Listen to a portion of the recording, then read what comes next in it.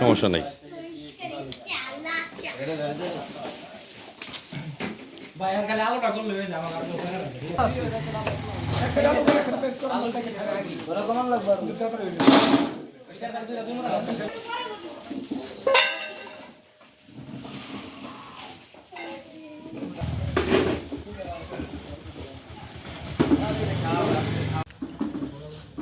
সম্মানিত দেশবাসী, বন্যার্থদের জন্য সাহায্যের ব্যবস্থা করছেন ঢাকার নবাবগঞ্জ উপজেলার বারোয়াখালী, শিকারপাড়া এবং জয়কৃষ্ণপুর ইউনিয়নের সর্বস্তরের জনগণ। এই মুহূর্তে বন্যার্থদের সাহায্যের জন্য সকল প্রকার প্যাকেজিং কাজ চলছে। আপনারা জানেন সকলে, বাংলাদেশের পূর্ব অঞ্চলে ইন্ডিয়ার তিস্তার বাঁধ ছেড়ে দেওয়াতে 12টি জেলা প্লাবিত হয়েছে, বন্যায় কবলিত হয়েছে। সেক্ষেত্রে অসংখ্য লোক বন্যার পানিতে ভেসে গিয়ে প্রাণহানি হয়েছে। এই মুহূর্তে আমি আছি বারোয়াখালী, ঢাকার নবাবগঞ্জ উপজেলার বারোয়াখালী ছাত্র সংগঠন এবং সকল বারোয়াখালী, শিকারপাড়া 3টি ইউনিয়নের সর্বস্তরের জনগণের সাহায্যের হাত বাড়িয়ে দিয়ে যে সাহায্য আসছে সেই সাহায্যের প্যাকেজিংয়ের কাজ চলছে। আপনারা দেখতে পাচ্ছেন, মূলত এটা দৃষ্টান্তমূলক একটা ব্যাপার। এই মুহূর্তে আমি কথা বলবো এই মুহূর্তে আমাদের সাথে আছেন বারোয়াখালী ইউনিয়নের একজন ফার্মাসিস্ট জনাব সেতুর সাথে আমি কথা বলবো। সেতু, বন্যার্থের জন্য যে সাহায্যের ব্যবস্থা আপনারা করছেন, আপনাদের ভূমিকা কতটুকু? বিসমিল্লাহির রহমানির রহিম। আপনারা সকল অবগত আছেন যে দেশে এখন বন্যা পরিস্থিতি, দেশের দক্ষিণ পূর্বাঞ্চলে যে বন্যা হচ্ছে, সেজন্য আমরা বারোয়াখালী, শিকারপাড়া, জয়কৃষ্ণপুরে 3টি ইউনিয়নের সমস্ত জনগণ এবং বিভিন্ন সামাজিক সংগঠনগুলোর সহায়তায় আমরা যে ত্রাণ তৎপরতা শুরু করেছি। ইতিমধ্যে আপনারা দেখছেন যে এখানে প্যাকেজিং হচ্ছে। আজকে রাতে ইনশাআল্লাহ নোয়াখালী, লক্ষ্মীপুরের উদ্দেশ্যে সকলে রওনা দিবে এবং আমরা যে প্রস্তুতি গ্রহণ করেছি সেক্ষেত্রে এক একটা ফ্যামিলির জন্য আমরা বরাদ্দ রেখেছি 5 কেজি চাল, 1 কেজি ডাল, তারপরে 1 কেজি পেঁয়াজ, 2 কেজি আলু, 1 কেজি সয়াবিন তেল এবং শিশুদের জন্য আছে নুডলস, দুধ, তারপর আরও আছে ব্যবহৃত কাপড় চোপড়। তার পাশাপাশি আছে আপনার বিভিন্ন ধরনের মেডিসিন, সাপোজ আপনার পানি বিশুদ্ধকরণ ট্যাবলেট, তারপরে আছে আপনার প্যারাসিটামল, বাচ্চাদের জন্য সিরাপ এবং ডায়রিয়া রোগের জন্য ক্যাপসুল এবং মশার জন্য কয়েল এবং বিভিন্ন জায়গার জন্য মোমবাতি, যে জায়গায় এখনও বিদ্যুৎ সংযোগ পৌঁছায়নি সেক্ষেত্রে মোমবাতি আছে। এবং সেক্ষেত্রে আমরা 300 লোকের 300টি পরিবারের জন্য যে ত্রাণ কার্যক্রম, সেটা 300 পরিবারের মধ্যে বন্টন করার জন্য আমরা চেষ্টা করছি। এবং আগামীকাল আমাদের যে টিমটা যাবে, সেই টিমরা 300 থেকে 400 পরিবারের জন্য খাবার প্রস্তুত করতে পারবে, এরকম একটা সেটআপ নিয়ে যাবে। তারা ওখানে রান্না করে তাদের জন্য। আমি সংক্ষেপে একটু বলি, আপনারা যে ত্রাণ নিয়ে যাচ্ছেন, এটা বাংলাদেশের, আমরা সকলেই জানি, বাংলাদেশের পূর্বাঞ্চলের 12টা জেলায় প্লাবিত এবং সবচেয়ে ভয়াবহ যে ডিস্ট্রিক্টটি সেটা হলো ফেনী। এখন আপনাদের উদ্দেশ্য কোন জেলায় যাওয়ার জন্য? আমরা এখন চিন্তা করছি, যেহেতু ফেনী প্রথম বন্যা শুরু হয়েছে, সেক্ষেত্রে অনেক ত্রাণ ওদিকে গেছে। এখন নতুন করে যে এলাকাগুলো প্লাবিত হচ্ছে, যেমন নোয়াখালী, লক্ষ্মীপুর, আমরা লক্ষ্মীপুর, নোয়াখালী ওই দিকটায় যাওয়ার জন্য চিন্তা ভাবনা করছি। ধন্যবাদ সেতুকে। আচ্ছা, সবাই ভালো থাকবেন। আপনারা জানেন যে সমস্ত বাংলাদেশের মানুষ এই বন্যার্থদের জন্য সাহায্যের হাত বাড়িয়ে দিয়েছেন। এখনও অনেক ব্যক্তি এখনও সাহায্য পায়নি, না খেয়ে আছে। আপনারা সকল দেশবাসী অবশ্যই এগিয়ে আসবেন। ভারতের ত্রিপুরা যে বাঁধ ছেড়ে বাংলাদেশের পূর্বাঞ্চলের 12টি জেলায় যে প্লাবিত হয়েছে, সে 12টি জেলার প্লাবিত অঞ্চলে ত্রাণের ব্যবস্থা করেছেন ঢাকার নবাবগঞ্জ উপজেলা, বারোয়াখালী, শিকারপাড়া এবং জয়কৃষ্ণপুর ইউনিয়নের সর্বস্তরের জনগণ। সেই ধারাবাহিকতায় স্বেচ্ছাসেবক হিসাবে যারা কাজ করেছেন, এই মুহূর্তে আমাদের সামনে আছেন বারোয়াখালী, শিকারপাড়া, জয়কৃষ্ণপুরের সকল জনগণ। আপনারা দেখতে পাচ্ছেন এদের মাঝে বিপুল পরিমাণে ত্রাণের ব্যবস্থা করেছেন। প্রায় 300 পরিবারের জন্য ত্রাণ বিতরণের জন্য সুন্দর ব্যবস্থা করেছেন। আজকে রাত 12টার দিকে গাড়ি ছেড়ে দেবে সকল ত্রাণ নিয়ে। এই সকল সংগঠন যারা যাবে তাদের প্রতি শুভকামনা রইল। এই মুহূর্তে আমাদের সামনে যে ত্রাণের ব্যবস্থা করছেন, সেই অঙ্গ সংগঠনের পক্ষ থেকে রাসেলকে কিছু বলার জন্য আমি অনুরোধ জানাচ্ছি। যে আপনি যে ত্রাণ বিতরণ করবেন যে ঢাকার পূর্বাঞ্চলে, আপনাদের ভূমিকা কোন অঞ্চলে যাওয়ার চিন্তা ভাবনা আছে? বিসমিল্লাহির রহমানির রহিম। আপনারা ইতিমধ্যে বিভিন্ন অনলাইন মিডিয়া, প্রিন্টিং মিডিয়ায় দেখেছেন আমরা বারোয়াখালী, শিকারীপাড়া এবং জয়কৃষ্ণপুরের 3টি ইউনিয়নে সমন্বয়, বিশেষ করে যুব সমাজ, ছাত্র সমাজ, সর্বস্তরের জনগণ মিলে আমরা চেয়েছিলাম যে আমরা যে বন্যার্থ এলাকা সেখানে আমরা মানবিক হিসেবে যে অসহায় মানুষের পাশে দাঁড়াবো। সেই সুবাদে আমাদের প্রথম টিম গত 2 দিন আগে আমাদের একটি টিম গিয়েছিল। সেখানে নেতৃত্ব দিয়েছিল আলামিন ভাই, তুহিন, রানা ভাই সহ অনেকেই। ঠিক আছে, সবার নাম আমি সংক্ষিপ্ত কারণে বলতে পারলাম না। এবং আমরা এখন একটা ব্যাপক প্রস্তুতি নিয়ে, রাসেল ভাই হয়তো আপনার একটু জানারই আছে, আমরা এখানে 350 প্যাকেট আমরা পরিবারকে দিব। এখানে থাকবে চাল, ডাল, তেল, চিনি, লবণ সহ নিত্য মশলা, নুডলস, বিস্কিট, ওষুধ, মেডিসিন এবং আরও অনেক কিছুই, আমি আপনার স্যালাইন সহ সবই থাকবে। পাশাপাশি আমাদের 350 প্যাকেট, পাশাপাশি আমরা সেখানে যে রান্না করে, বাবুর্চি আছে আমাদের সাথে, আমরা রান্না করে ওই 300 পরিবারকে আমরা খাওয়ার ব্যবস্থা করব। সেটা কিছুই হবে। আপনি যে একটা কথা বললেন, এর আগে আপনাদের একটা টিম গেছে, আজকে দ্বিতীয় টিমটা আপনাদের যাবে। এরপরে পরবর্তীতে কোনো পদক্ষেপ আপনাদের আছে কিনা বন্যার্থদের জন্য? আপনি জানেন ভাই যে আমাদের প্রথম টিম যখন গেছে, আমরা এটার যখন মানুষ দেখেছে এই ভালো কাজ, আমরা ব্যাপকভাবে সাড়া পেয়েছি দেশ এবং প্রবাস থেকে। সেই সুবাদে আমাদের পরবর্তী উপস্থিতি অনেক বেশি। এবং তারপর আমাদের বর্তমান যে এই অনুদান, আমরা দেশ বিদেশ থেকে ব্যাপক সাড়া পাচ্ছি। সেই সুবাদে আমাদের একটা চিন্তা ভাবনা আছে যে এখনো চলমান, যে আমাদের পরবর্তী হয়তো 3য় টিম আবার যাবে। আমাদের এই ধরনের একটা পরিকল্পনা আছে। এবং আমরা ব্যাপক বিভিন্ন এলাকা থেকে আমাদের বলেছে রাসেল ভাই যে আমরা স্যালারি পাবো 28 তারিখে, 30 তারিখে। আমরা সেই সুবাদে তখন আমরা বিদেশ থেকে, প্রবাস থেকে পাবো, তখন আমরা আমাদের অনুদানগুলো কালেকশন করে আপনাদের হাতে আমরা তুলে দিব সেইভাবে। এবং আমাদের আরেকটা রাসেল ভাই দেখবেন কি, যে সর্বস্তরের জনগণ আমাদের পাশে দাঁড়িয়েছে, প্রবাসীরা এবং বিভিন্ন সংগঠন, সামাজিক যে সংগঠন ছিল সেগুলো আমাদের পাশে দাঁড়িয়েছে। এই অনুযায়ী আসলে আমরা নিজেরা 2 টাকা দেই না দেই কম বেশি, কিন্তু মানুষের যে ভালোবাসা, এই বাংলাদেশ বিগত স্বৈরাচার পতনের পরে যে মানুষের ভালোবাসা প্রকাশ পেয়েছে, এটা কল্পনার বাইরে। এবং আশা করি যে বাংলাদেশের মানুষ ভবিষ্যতে একে অপরের যে কোনো বিপদ আপদে, ঝড়, বন্যা, প্রাকৃতিক দুর্যোগ, ভূমিকম্প, সবসময় একে অপরের পাশে দাঁড়াবে।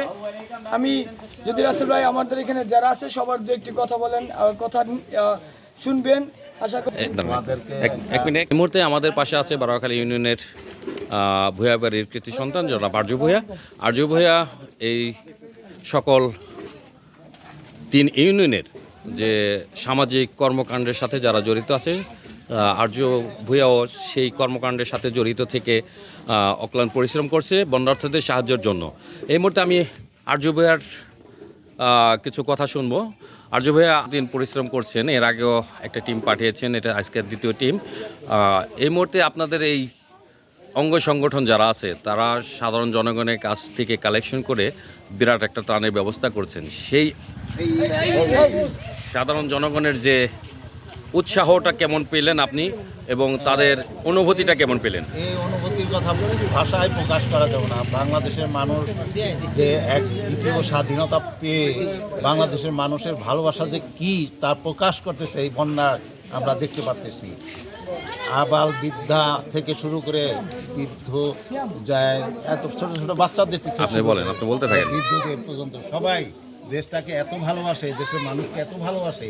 এই বন্যা না হলে আমরা বুঝতে পারতাম না। বিগত দিনে বাংলাদেশের মানুষের ভালোবাসা আমরা দেখতে পাই নাই, আজ এই বন্যায় আমরা যা দেখতে পাইলাম। এই যে ভালোবাসা, মানুষের একে অন্যের প্রতি যে কি ভালোবাসা, সেটাই আজকে প্রকাশ পেল। বলে আমি ধন্যবাদ আরজু ভাইয়া, যে কিছু বলার জন্য আমি অনুরোধ জানাচ্ছি। ধন্যবাদ রাসেল ভাই। বিসমিল্লাহির রহমানির রহিম। আপনারা জানেন আমরা বন্ধুমহল, বিশেষ করে শিকিরপাড়া ইউনিয়ন, বারোয়াখালী ইউনিয়ন এবং জয়কৃষ্ণপুরের আমরা যে বন্ধুমহলটা আছি, যার কথা না বললেই নয়, আমাদের রাসেল খান এবং আমাদের তুহিন আমার বন্ধু এবং আমাদের বড় ভাই উজ্জ্বল ভাই, তাদের নেতৃত্বে আমরা 3টা ইউনিয়ন থেকে যে বন্যা আক্রান্তদের মাঝে ত্রাণ বিতরণের জন্য যে কালেকশনটা করেছি, আপনারা জানেন যে আমরা প্রথম একটি টিম নোয়াখালীর বেগমগঞ্জে গিয়েছি। আমরা ওখানে গিয়ে যেটা দেখছি আর কি, যে মানুষগুলো কতটা কষ্টে আছে। আসলে একটু না বললেই না, আমরা যেদিন আমাদের প্রথম টিমটা গেলাম ওখানে 9 সদস্যর টিম, সেখানে আমাদের বাবুর্চি ছিল। যাওয়ার পরে আমরা যে আশ্রয়কেন্দ্রে প্রথম গিয়েছিলাম, এখানে প্রায় 7 থেকে 800 মানুষ। আমরা ওখানে বেলা 11টা বাজে পৌঁছাই এবং ওখানে যাওয়ার পর আমরা বলি যে আমরা রান্না বান্না করার জন্য অবস্থা নিয়ে আসছি, তাই আপনাদের তো আমরা এখন রান্না শুরু করব। ওনারা বললো দুপুরের খাবারের একটা আমাদের কাছে মেসেজ আছে, ওখানে স্থানীয় কেউ একজন বলছে যে দেবে, তাহলে আপনারা খাবারটা রাতে করেন। যাই হোক, দুপুর 3টার পর আমরা যখন পাক শুরু করি, ওই পর্যন্ত খাবার আসেনি। আমাদের খাবার রান্না হওয়া পর্যন্ত কোনো খাবার কিন্তু ওখানে রাসেল ভাই আসেনি। আমরা যখন ওখানে খাবার শেষ করলাম, খাবারটা পাক শেষ হইলো, তখন রাত 8টা বাজে। এরপরে ওখানে 800 মানুষের মধ্যে কমপক্ষে হলো 150 শিশু ছিল, ছোট ছিল। ওরা না খাওয়ার জন্যে মানে এমন একটা অবস্থা, মানে কান্না করতেছে। ওখানে না গিয়ে কেউ হয়তো বা বুঝতে পারবেন না আসলে কতটা অস্বাভাবিক জীবনযাপন তারা করতেছে। আমি 3টে ইউনিয়নের সর্বস্তরের মানুষের কাছেই বলবো যে আপনারা অবশ্যই আমাদের পশ্চিম এলাকার যারা আছেন, আমাদের সাথে না হোক, আমাদের কাজটা হচ্ছে আপনাদের দেওয়া ত্রাণগুলো পৌঁছে দেওয়া। আপনারা অন্য কোনোভাবে নবাবগঞ্জ আরও সংগঠন আছে, বাংলাদেশ ব্যাপী অনেকগুলা ফাউন্ডেশন আছে, তাদের মাধ্যমে হলো এই অসহায় মানুষগুলোর পাশে দাঁড়াবেন। আমাদের প্রথম টিমে আমরা কাপড় চোপড়, আমরা খাবার দাবার করে নিয়ে গেছিলাম। যে কথাটা শেষ করি, আমরা যাওয়ার পরে আপনারা বুঝতে পারতেছেন 7 থেকে 800 মানুষের আমাদের বাবুর্চি এস্টিমেট দিল যে কমপক্ষে 100 কিলো খাবার, 100 কিলো চাল করা দরকার। কিন্তু ওখানে স্থানীয় মানুষ এবং যারা ওখানে আছে তারা বলতেছে ভাই আপনারা 50 কিলো খাবার করেন। আমি বললাম কিভাবে সম্ভব 50 কিলো খাবার এই 800 মানুষের জন্য? ওনারা বললো আমরা তো হাফ খাবো ভাই, আমরা আজকে খাবো, কালকে কি খাবো ভাই? আমরা এই কথা শুনে আমরা কিন্তু গেছি 24 ডেক, মানে 3000 মানুষ বা 2800 মানুষের খাবার নিয়ে। আমরা এই কথা শুনে কিন্তু একবার খাবার করে ওনাদের কাছে খাবারগুলো 320 কেজি খাবার হ্যান্ড ওভার করেছি, এই জন্যে যে 50 কেজি করে এরা করুক। আর একটা বিষয় হচ্ছে, দেখেন একটা আশ্রয়কেন্দ্রের কথা বললাম, ওখানে যাওয়ার পরে অনেকগুলো আশ্রয়কেন্দ্র লোক আসছে যে আমরাও ভাই খাইনি। কালকে একটা ছেলে ওখানকার স্থানীয় আমাদের কাছ থেকে নাম্বার ছিল, নাম্বারে ফোন দিছে রাত্রে যে ভাই আপনারা যে দেখে গেছেন আশ্রয়কেন্দ্র, ওর নিচে 2-3 কিলো নিচে যে মানুষগুলো আশ্রয়, আমরা বলছিলাম যে এরা এখন তো আশ্রয়কেন্দ্রে আসতে পারে নাই, উঠে আসতে পারে নাই, তারা আসছে এবং এই 50টি পরিবারের 200-300 মানুষ এখনো ভাই না খায় আছে। আমরা কিভাবে তাদেরকে খাওয়াবো? এখানে ভাই শিশুরা আছে, কান্নাকাটি করতেছে ভাই, এগুলো শুনলে পরেই তো খারাপ লাগে। তাই আশা করি আমাদের এই যে আজকে যে টিম, এর মধ্যে একটা কোশ্চেন করি। আপনি তো প্রত্যক্ষদর্শী, যেখানে আপনি দেখেছেন বন্যার্থদের অনেক করুণ কষ্ট।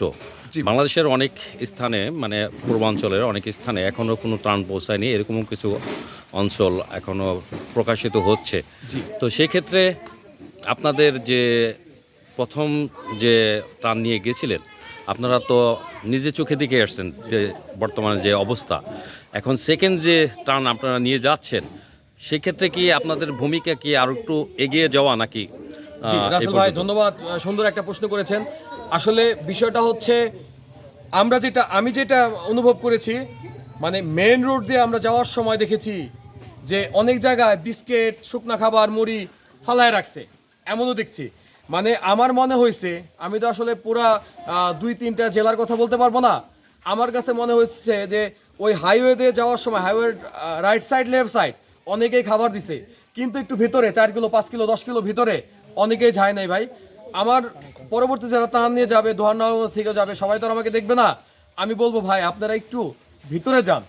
আমি এমনও দেখেছি যে এনাফ ত্রাণ পয়সায় দেওয়ার মতো লোক নাই, এনাফ ত্রাণ আছে, ওখানে ভিতরে যাবে কষ্ট করে, সেই রকম নৌকা নাই।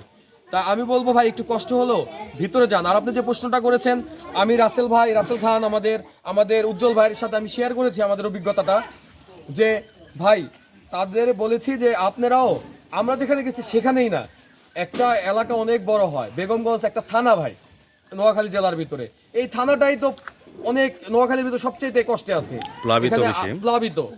আমি রাসেল খান এবং উজ্জ্বল ভাইকে বলবো আপনারা আরো ভিতরে যান, এবং ওখানে যে স্থানীয় লোকগুলো আছে তাদের সাথে, রাসেল ভাইয়ের সাথে মনে হয় কথা হয়েছে আজকে, তারা নৌকার ব্যবস্থা করেছে যেন 10 কিলো ভিতরে যেতে পারে। আমি আশা করব ওই ভিতরে মানুষগুলা হয়তো বা না খেয়ে আছে, তাদের কাছে যাওয়ার জন্য। ধন্যবাদ ভাই। ধন্যবাদ আলামিন। আমি আশা করি যারা ত্রাণ নিয়ে যাচ্ছেন সঠিক ব্যক্তি যেন এই ত্রাণগুলি পায়, সেই দিকে আপনারা অবশ্যই লক্ষ্য রাখবেন। এত পরিশ্রম যে আপনারা করছেন, 3টি ইউনিয়নের যে সর্বস্তরের জনগণ আপনাদের পাশে দাঁড়িয়েছে, আপনাদের অক্লান্ত পরিশ্রমের ফলে যে ত্রাণ নিয়ে যাবেন, সঠিক ব্যক্তির হাতে যেন ত্রাণগুলি পায়, সেই আশা ব্যক্ত করে আজকের মতো এখানেই বিদায় নিচ্ছি। সকলে ভালো থাকুন, সুস্থ থাকুন। ধন্যবাদ।